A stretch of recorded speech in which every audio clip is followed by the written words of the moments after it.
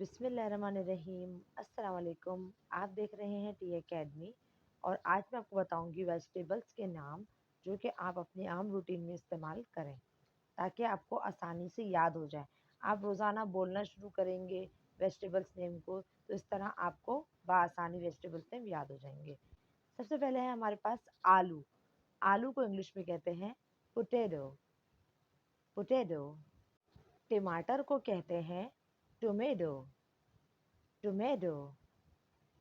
गाजर को कहते हैं कैरेट। कैरेट। मूली को कहते हैं रेडिश। रेडिश।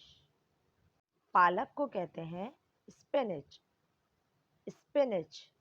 भिंडी को कहते हैं लेडी फिंगर। Lady finger. प्याज को कहते हैं अनियन। अनियन। धनिए को कहते हैं कोरिएंडर। कोरिएंडर। पुदीना को कहते हैं मिंट। मिंट।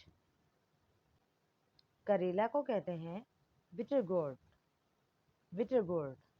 चुकंदर को कहते हैं बीट रूट। Beet root. बंद गोभी को कहते हैं कैबेज। कैबेज। मिर्च को कहते हैं चिली। चिली। मटर को कहते हैं पी। पी।